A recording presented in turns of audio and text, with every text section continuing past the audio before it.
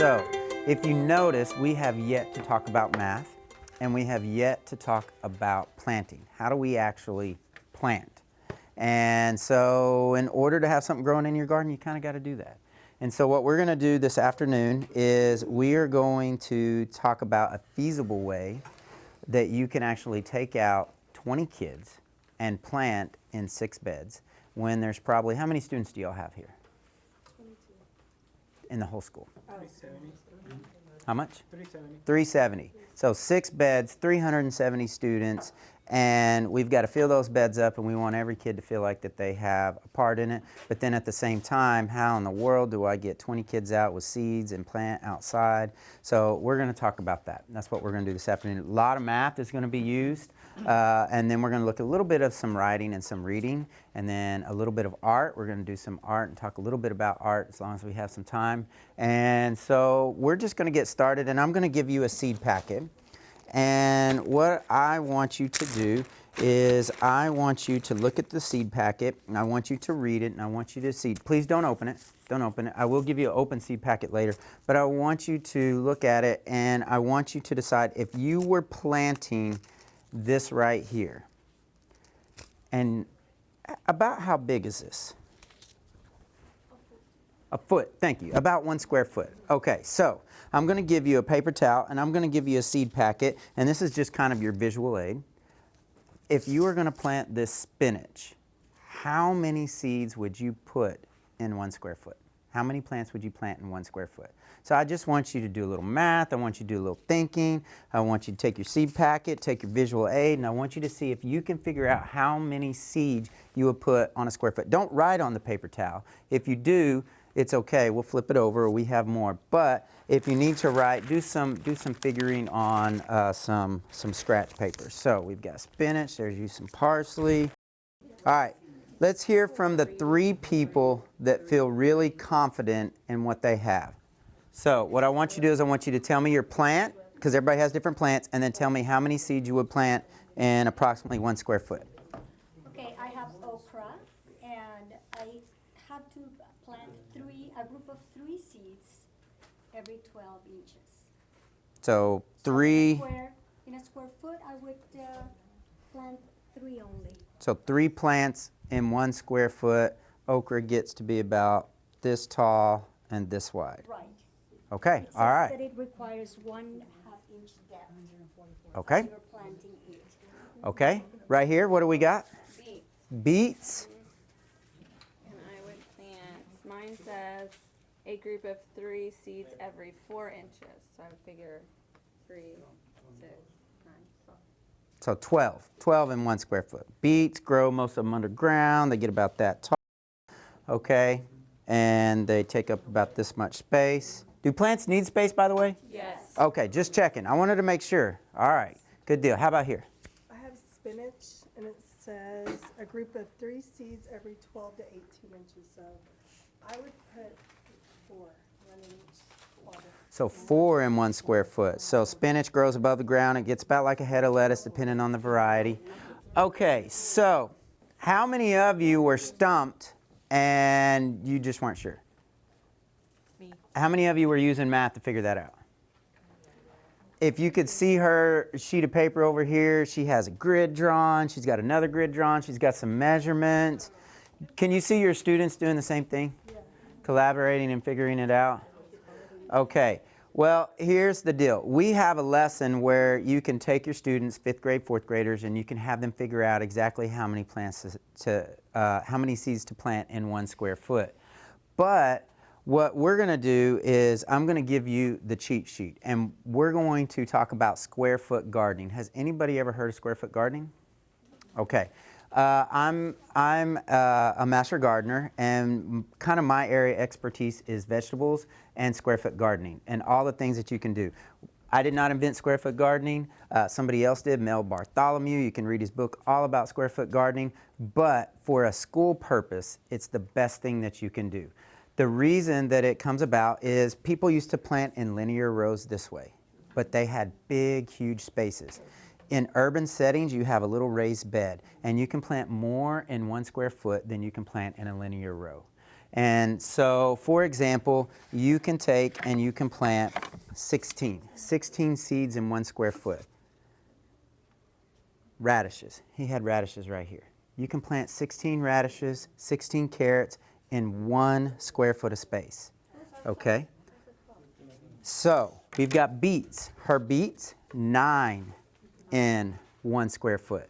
9 beets would be in 1 square foot. Garlic, peas, bush beans, all in 1 square foot. So you can imagine a beet about the size of what, a tennis ball? So imagine 9 tennis balls sitting right here. They're going to be close. We want them to be close because that keeps out weeds.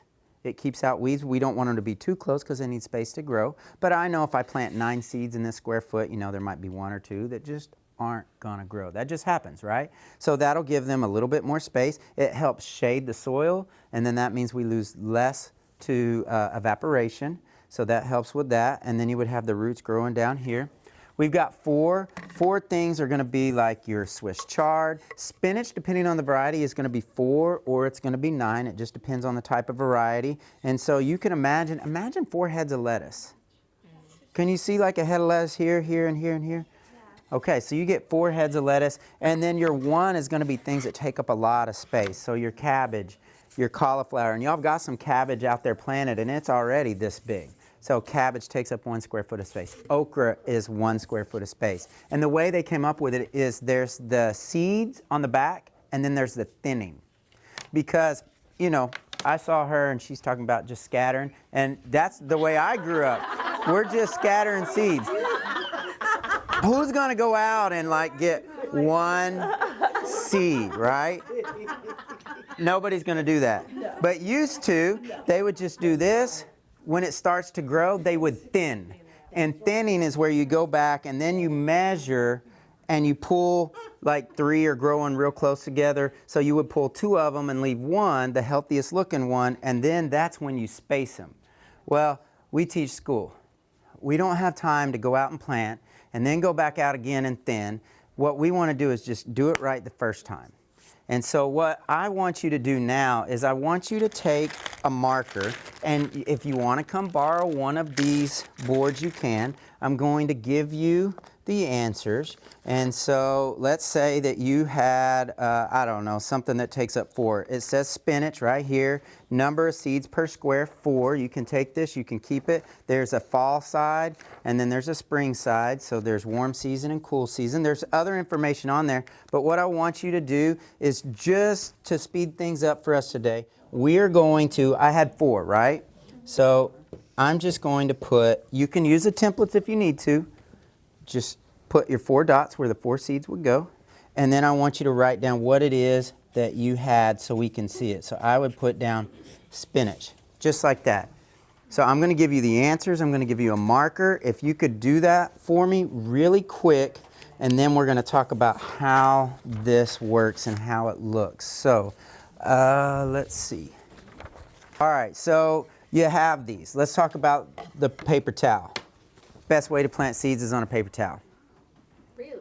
Yes, and we're going to talk about why. 1, there's no way that I'm going to get a kindergartner or a 5th grader to walk outside with 4 seeds in their hand and if you haven't already seen, I strung one of y'all's beds up into square feet with string.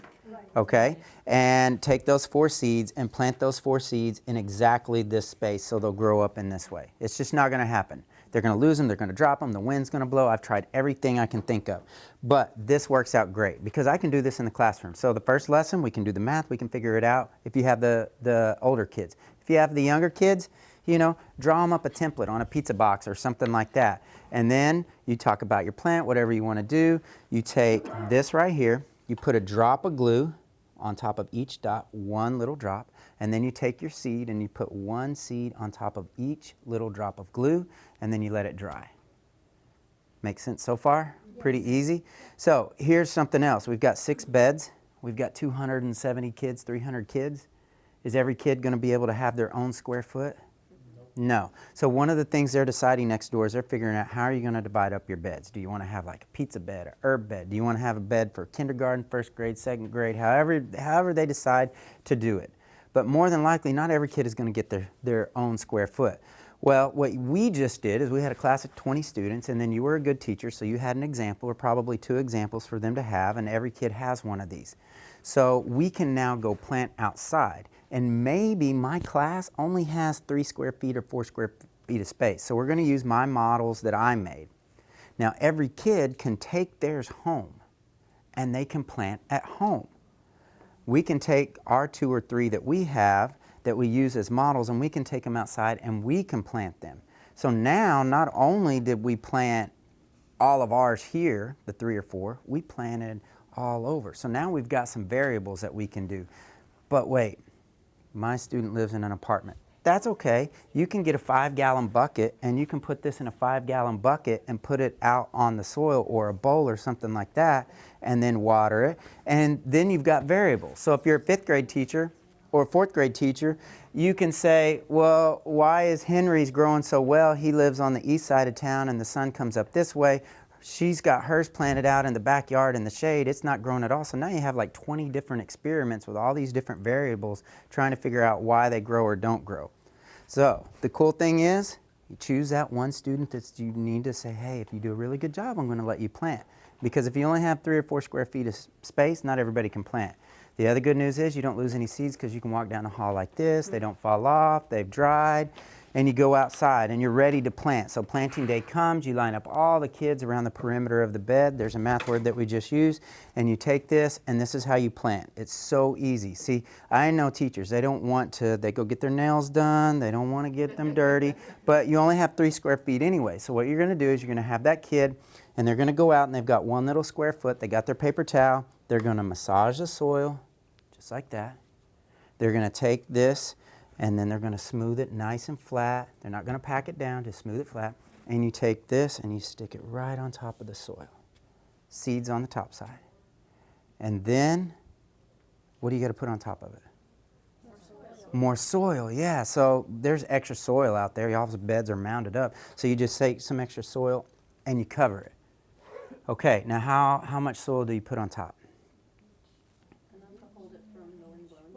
Well, depending on the depth. Oh, depending on the depth. See, we're not digging anymore. You got to change your mindset. We're covering, so we're not digging it. So it might say an inch, or it might say ½ an inch, or whatever. So you're going to cover it, and then it's just, when you walk away, it's just going to look like this. So you want to probably put a popsicle stick, maybe put the date on it, put something in there, stick it in so nobody else will plant there. You'll know when it was planted. You'll know what was planted there, and then you come back and you water it. And then it's going to grow. And then it's going to grow in exactly this space. All right, that's a lot of food in one small space. Would y'all agree? Yeah. Okay, so the question came up, will we plant all of this food next to each other? Sure, why not? Yeah, that's the beauty of it. Now, honestly, some of this is warm season, some of it's cool season, so it really wouldn't be planted at the same time. But for our intents and purposes, yeah. If you've got things, you don't have to have a whole bed of spinach or a whole bed of corn or something like that. You know, let it go. Now, let's switch and let's be math teachers for just a second. What do you see when you look at that? Arrays. A word problem? It's like fractions and percentages, like Fractions. Anybody else? multiplication. Multiplication with our array. Perimeter. Area. Okay, if it was outside, we could do volume because we would have a depth to it, but ours is flat. Shapes for some of the younger kids. Here's where you can really get into some fractions is we've got spinach. Are all of those spinach going to grow? No, it's just not going to happen. No, 70%, that's about the average seed germination rate, is 7 out of 10 seeds will grow in perfect conditions. The other 3 won't. That's just the way that it works. You might get all 4 to grow. That's great. So maybe 3/4 is growing there. And then over here we've got, let's see, 5/9 of the beets growing, and we've got 13/16 of the radishes growing. So now what are we doing with our fractions? We're comparing them, or Making them equal denominator. okay. We've got unlike and like denominators. Do we have to sequence them? Anybody? Put them in order from least to greatest? Okay, so we're comparing them, we're putting them in order from least to greatest. We're writing story problems with them. You're going to see some of this come up. Ratios, you can do ratios with them. Make sense? Was it easier than you thought? Yes. Yes.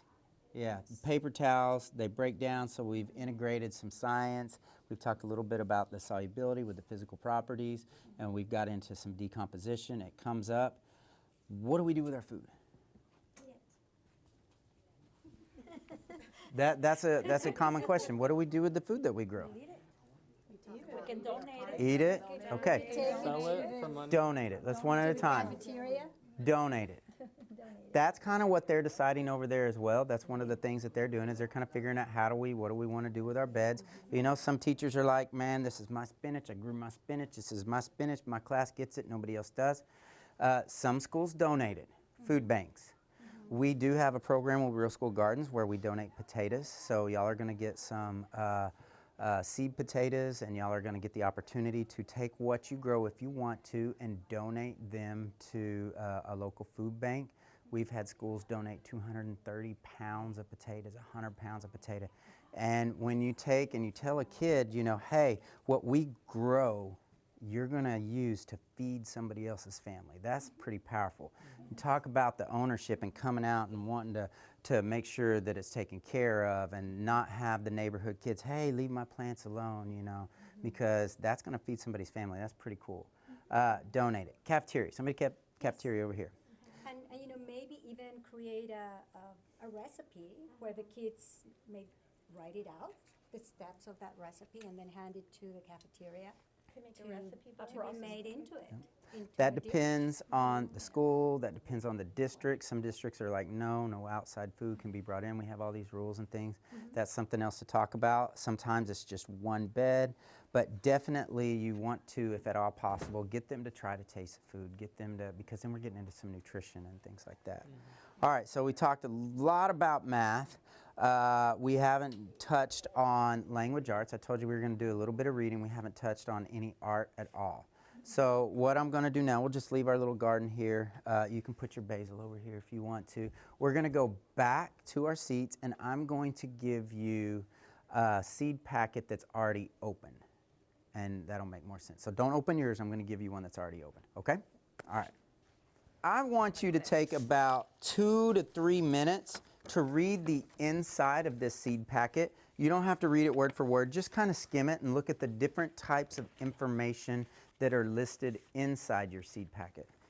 Here's a bigger one if you need it. All right, so 3, 2, 1. Let's just real quick, because everybody had, some people had flowers, some people had vegetables, and all the information inside it is different. So I just kind of want you to popcorn out some of the different things. Just tell me what was inside of it, because what was in yours may not have been in somebody else's. So just somebody share out for me. General carrot information. Okay? General information. Family that the plants come from. Plant family. Recipes. Yeah, ways to cook it in the kitchen. Ways to cook it. Yeah, where it came from. Historical information. Okay? How to make the cut flowers last longer. All right. Optimal growing conditions. So more about how to grow it. So even more information than was on the other side. How about storage? Did anybody have storage? How to store it? Like especially some of the root vegetables? Yes. Okay, y'all are a pretty small sample, a pretty small group. So How to store, how to cook. where it came from? All right. Did anybody have any pictures on the inside? Anybody have any charts or graphs? Oh my goodness, you're getting right into the next thing that I was going to say. So how can this be used in a classroom? And what did she say? Text features. Yeah, that's a pretty big deal, isn't it? Yeah. This is a great way to pass these out or make photocopies of them and then have them look for the information that we need. So let's just kind of do what we did with the math up there. Let's just think language arts. Other than text features, what else could we use the inside of a seed packet for? Roots of words. Roots of words. That's what she brought up. Yeah. Evidence. Like the historical information. Fact and opinion. Vocabulary. There we go. All right. Word bank, adjectives. So we have it for writing. Climates, the type of climates that you need to grow. Climates. Okay, what about social studies? Did y'all see any social studies connections at all? Geography, big time. All right, so there's a lot there. This is real world stuff. So not only did we plant it, and then we're going out each week and we're measuring how tall it's getting, and we're tracking that in our journal, and then we're graphing it, and then are we learning about the soil, and we're learning about the plant parts, and we're doing all this. Now we're doing some writing with it. Now we're doing some social studies with it and some geography with it. It's almost like we've got that thematic unit that we used to teach with like 15, 20 years ago that we don't do with anymore.